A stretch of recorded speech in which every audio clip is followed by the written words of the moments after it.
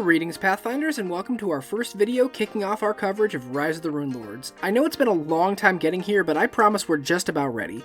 I've covered the groundwork with the previous videos on Absalom, Varisia, and Sandpoint, so it's time for the last bit of prep that I think we're going to need before we dive into the adventure path properly. Now, whenever Paizo releases an adventure path, they put out a free PDF player's guide for the adventure. This is designed to give players a quick look at the premise, to give them some backstory and thematic character options, but not spoil the entirety of the adventure. This video is going to serve a similar function. The last few videos have included important backstory info for characters and places featured in Rise of the Runelords, but they're all scattered and mixed in with other information. While I do urge you to go watch the Absalom, Varisia, and Sandpoint videos, that's also like 3-ish hours of content and maybe 30 minutes of it at most is relevant to this, so this video is going to give you all that backstory in one place. And since I want these videos to be relevant even to people playing in these adventures, I'm also going to include a relatively spoiler-free primer to the adventure right up front. Now, anything the adventure itself kind of spoils with the premise, I'm going to consider fair game. To use a made-up example, if I was covering Revenge of the Snowborn, I wouldn't consider it a spoiler to tell you who the Snowborn are, and maybe why they might want revenge on people, and give a little bit of backstory about that. But giving you the entire backstory of the character Alpine von Schlopenstein that you only meet in Book 5, that's not gonna happen. Now, I might mention them in the spoiler section, but probably not in depth. I gotta save something for these videos. So, summary of the summary, no spoiler primer up first, with spoilers starting at the time I'm gonna put on screen now. With that out of the way, here's your basic summary for the start of Rise of the Runelords. Sandpoint is a small but bustling town on the Varisian frontier. 5 years ago, it suffered a horrible tragedy when the cathedral burned to the ground, killing the local head cleric Father Tobin and his adopted daughter Nualia. After much hard work rebuilding, the town is ready to bless the new cathedral with a festival honoring the goddess Desna. The Swallowtail Festival has drawn people from all around the region, including a new group of would-be heroes. But not everything goes according to plan. A ghost from the town's past is plotting her revenge, and while the plot is small, it holds connections to a much deeper issue. Varisia is full of buried secrets from ancient Absalom, just waiting to return. Sandpoint and Varisia are on the precipice of change, and below them lurks a greedy maw, eager to swallow them whole. Alright, that's the spoiler-free section out of the way. From here onward, expect spoilers for Rise of the Runelords. You've been warned. In ancient Absalom, 7 powerful wizards ruled over 7 different territories within the Empire. Each wizard was associated with both a historical spell school as well as one of the deadly sins. The region of Shalast was ruled by Karzug, the Runelord of Greed. A master of transmutation, Karzug was a cruel man who calculated the value of everyone and everything around him, so that he could best extract and make use of that for himself. He amassed great power during his reign, achieving agelessness being one of the first things he accomplished. He ruled his territory for over 500 years, building enormous monuments to his own glory and power. But as powerful as he was, he still couldn't survive a meteor impact head-on, so like the rest of the Runelords, he took precautions to ensure his own survival. Using a series of connected artifacts called rune wells, he constructed a pocket reality, a demi-plane called the Eye of Avarice. It would contain Karzug in a kind of stasis, safe from the devastation of Earthfall. Some of his most loyal servants and apprentices were frozen with him, while others were tasked with removing him from stasis when it was time to return. Nearly 10,000 years have passed since then. So the alarms didn't work, but the stasis part did. Karzug has slumbered the centuries away, perfectly preserved near the height of his power. Thankfully, his capital was lost to civilization, isolated high in the Kodar Mountains.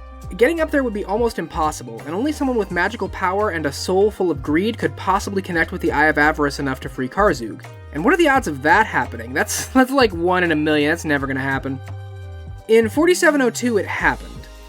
Absalom built its empire on the backs of giants, quite literally. Thousands of enslaved giants were used throughout the empire for labor. All kinds were used, but stone giants were some of the most common. When Absalom fell, they occupied a lot of its old territory and passed down stories of their former masters as a warning for future generations.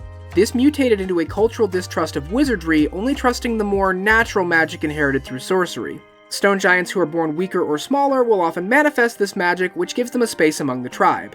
Makmurian was born smaller than average, but didn't inherit any magic. Faced with a life of at best ridicule and at worst death, he did whatever he could to gain power. Even dedicated himself to the worst possible fate, having to study complex arcane math every day. He kept the source of his magic secret for years, but was eventually discovered and forced out, his spellbooks burned.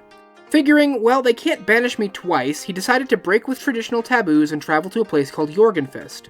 A forbidden black tower filled with Thessalonian writing, to a wizard like Makmorian it was a treasure trove. There he learned of Zin Shalast and its powerful ruler. With the arcane might of a wizard and the relatively powerful body of a stone giant, Makmorian felt confident braving the mountains to find Zin Shalast. When he arrived, he found a ruined city filled with other monsters. Dragons, Lamia, and other giants laired here, and Makmorian bartered with them all. Eventually he gained access to the inner sanctums of the city, where the primary rune well was held. Greedy for power, Makmorian approached and sealed the fate of thousands. Karzug awoke and dominated the giant in an instant. Makmorian would become Karzug's instrument of rebirth into the world.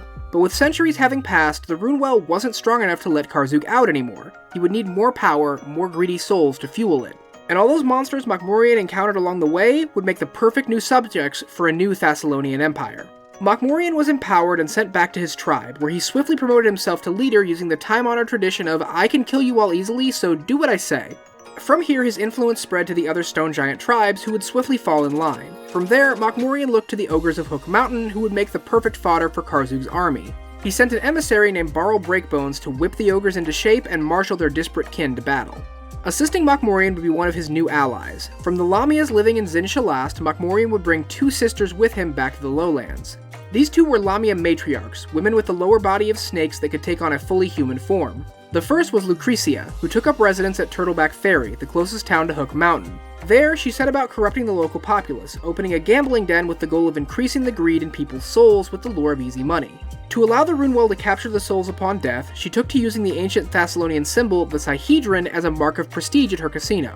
High rollers and VIPs would get an innocent 7-pointed star tattoo, which sealed the fate of their souls forever.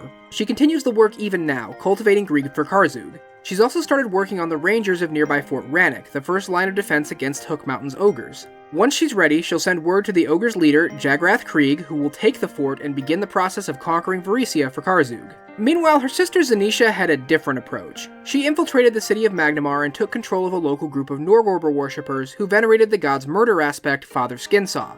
Using them, she harvests the greedy souls through blunt force, simply taking anyone that seems greedy, branding them with the Sihedron, and then killing them. Quick, but a little more messy and less efficient.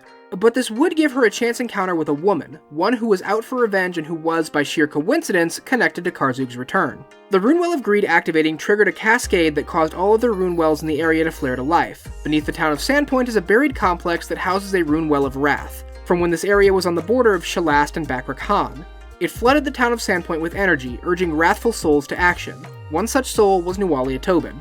An Empyrean Nephilim, Nualia grew up revered by adults as a blessing, ostracized by children for being different, and mistreated by her adopted father, who viewed her as proof of Desna's approval of his righteousness. A local boy took advantage of her loneliness, seducing her into a forbidden love. Then, when she announced she was pregnant, he broke her heart and soul by running. The Rune Well of Wrath mixed with her feelings, as well as a little corruption from the demon goddess Lamashtu, violently ending her pregnancy and sending Nualia into a coma, where Lamashtu further spoke to her. When Nualia awoke, she burned the church down and killed her father before fleeing to Magnamar, with the town presuming her dead. When she used the Skinsaw cult to track down her lover and kill him, it brought her into contact with Zanisha. Sensing a kindred spirit in the girl, Zanisha helped her secure mercenaries and plan an attack on Sandpoint, the town Nualia hated. They rallied the local goblin tribes to a nearby ruin called Thistletop, where a powerful champion of Lamashtu is locked below. Nualia plans to free this creature and transform into a powerful demonic servant of Lamashtu, using the people of Sandpoint as fodder and sacrifice. She roped in Suto Kaijitsu, the Ivaran son of Atsui Kaijitsu, to blackmail his father, Lonjiku Kaijitsu, into setting up a few small things for them. Now the group is almost ready for the first strike to take place on the same day as the Swallowtail Festival. Nualia has no direct connection to Karzug, but they are in a way very much connected. His awakening stirred her to action, and now her actions will start to lead towards his freedom. Sandpoint and Varisia have no idea what's coming. The city of Zin Shalast believed to be a myth, and the Runelords believed long dead. It will take a great band of heroes to stand up and stop this powerful wizard's return. Heroes who don't even know they're heroes yet, just festival goers looking to play some games and sample some of the local cuisine. Heroes that just might be you. Thank you so much for watching, Pathfinders. I really appreciate it. I know that's been a long time coming getting this Runelords series off the ground, but we are finally ready to dive in and really get into this, and I really hope that what I produce is going to meet your expectations. Please take a moment to do all the YouTube things, and check out the Patreon linked below. Every dollar helps. I want to give a big thank you to the first two patrons I got, Callie and Mao. Mao has been a supporter for a long time now, and I really appreciate that steadfast generosity. Callie just joined up, but I can't express enough how much it means to me that people are willing to put money into this. I want you both to know that your support means the world to me, and I thank you from the bottom of my heart. Alright, Pathfinders, enough of that mushy stuff. The stage is set for Rise of the Runelords. Say a prayer to the gods, and join me next time for Burnt Offerings.